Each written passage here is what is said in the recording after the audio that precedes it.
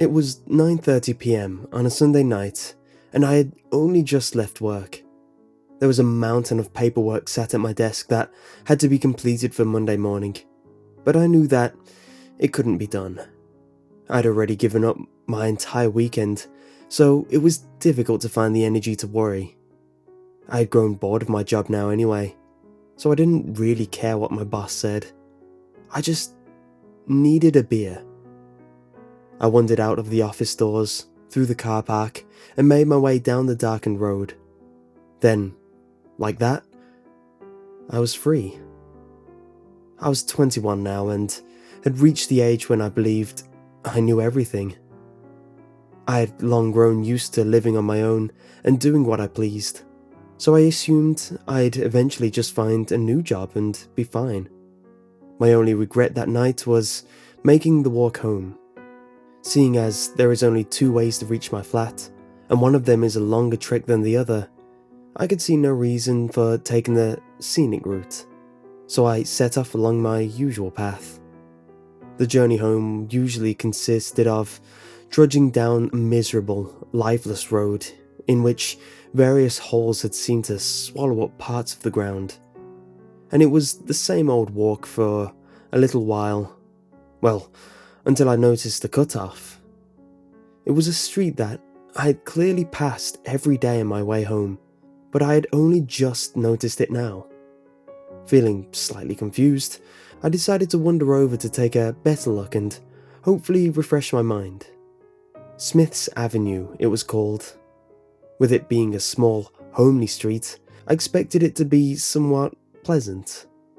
But it wasn't. It was surrounded by rotting monoliths and huge trees, making it look centuries old.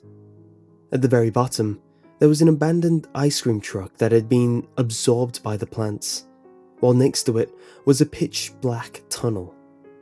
There was no light coming from anywhere in the street, just a silver glow from the moon to guide my eyes. I didn't feel scared, nor did I feel the need to run away. But the street seemed very familiar, and that made me feel slightly uneasy. I was about to turn and get back to walking home when I realized how I knew the street. 8 years ago, I had a friend named Eddie Buskoff. We used to play in the same street that I was now looking at, but it looked a lot different when I was a child. Back then, I lived with my mum and dad. A happy life as I recall, but I lost them at a young age and seemed to block out a lot of memories. Maybe that's why I forgot about Eddie and the street. I wasn't sure, but I knew that I had to go and take a look around. Straight away, my mind was flooding with memories, mostly of looking out the window and seeing Eddie playing outside. I remember kicking a football around all day, eating ice cream in the summer, riding our bikes in the sun with no worries at all. But my strongest memories were that of the tunnel. Even back then, in the light of my mind, the tunnel was just as dark as it looked to me now. So, with our childish minds, we took the opportunity to create a game. The Tunnel Run, we called it. The game was simple. We each took turns to run down the tunnel and see who could make it the farthest without getting scared and turning back. There was one catch though. Neither of us knew how far it went. If I remember rightly, neither of us ever made it all the way to the very end neither. Not long after I lost my parents, I was placed with a foster family and I never saw Eddie ever again. Judging by the condition of the street now, it's safe to say that he doesn't live here anymore. I made my way to the tunnel at the far end of the street and stood on the edge of darkness. I felt the urge to try the tunnel run, for old time's sake. I took my phone out and dimly lit a foot or so in front of me as I made my way inside. I walked this time. There was nothing but silence with me in that tunnel, and I think that's what compelled me to keep moving forward. I carried on walking until I got so far inside I couldn't see anything at either end, but I wasn't scared. It seemed peaceful. After walking for what seemed like 20 minutes or so, I was stopped in my tracks when I could see a dim red light at the far end of the tunnel. I had to reach it. Was this the end that I had never reached? That Eddie had never reached?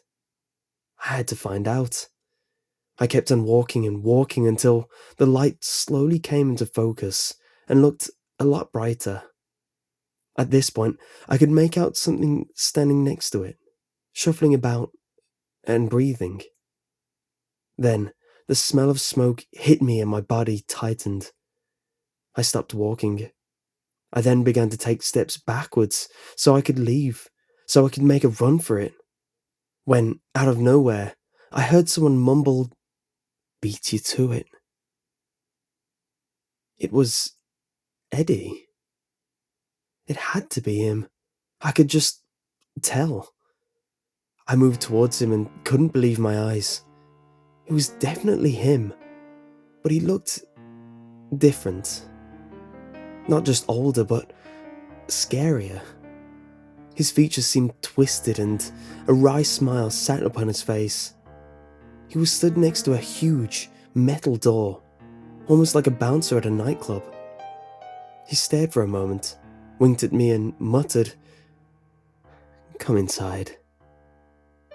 I needed to talk to him, and he clearly needed to talk to me too, so I followed him through the metal door. My stomach was turning. This all seemed like a dream.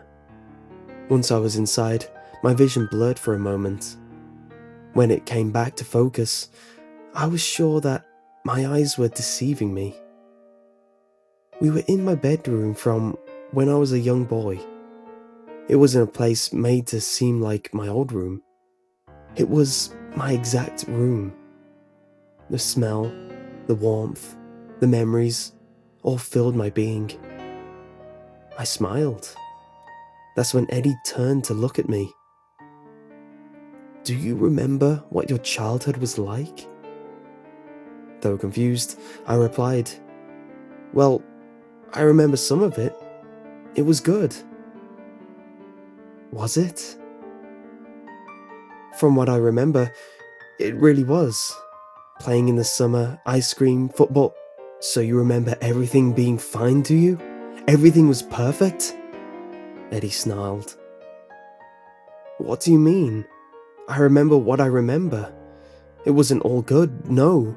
I remember my parents dying and going to a foster home, never seeing you again. You just disappeared. Before all of that, though, I had a great childhood. My teenage years were great too. Even my foster family were nice people." "Did you forget what your mum and dad were like? They were fiends, disgusting people. They used to beat you up and down, kick you, punch you, put cigarettes out on your arm. Did you forget all that?" I realized that I had. I had completely forgotten. Everything came back to me at that point, all at once like a huge wave. All of the pain that my parents had put me through emerged from the darkness, and I knew then exactly why I blocked out my childhood. "How did they die?" Eddie said. I mumbled, I I can't remember." "What do you remember? Take a look at this. It may look familiar." My old bedroom suddenly changed, and I was in another room. I could tell that it was in the same house, but it was completely charred, burnt to a crisp. I remembered that room. It was very familiar, but for some reason, I didn't know why. "That's my bedroom," Eddie said. "I remember one night after we had taken our usual beatings, you came into my room and whispered to me that we needed to do something. We needed to get out of here. A moment before you left, you threw a box of matches on my bed and told me to set fire to my bedroom. You said that we could make it look like an accident.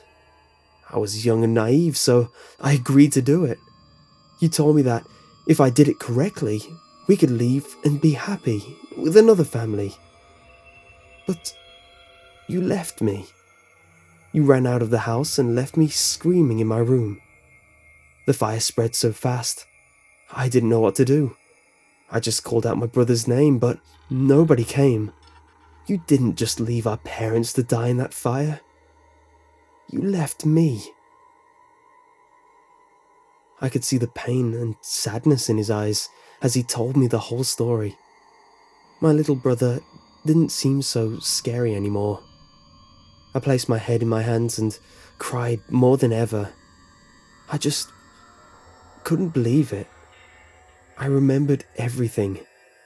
My abusive parents, my younger brother, the only good part of my childhood, all dead because of me. I blocked everything out from my younger life but kept hold of the good memories. I got a new family, inherited every penny from my old life, and changed my name to start fresh, nobody knowing what I had done. The authorities called it an accident. I lifted my head up with tears streaming down my face and apologized, but he was already gone. At that moment, I wanted to die.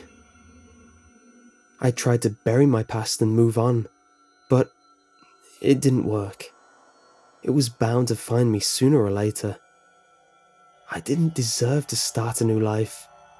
Eddie would never get to. I looked around at the empty room to see if he was anywhere to be seen, but he wasn't. It was just me and my tears. I stepped forward and opened the huge metal doors, and with a rush of light, I was right back at the top of Smith's Avenue. I glanced down the street and it looked exactly the same way as it did back in my childhood, except for one house at the end, which was completely burnt. I turned away and left that street. I don't think I'll ever go back there again, but I remember everything now, and I'll never forgive myself. I just wish I could speak to my baby brother again.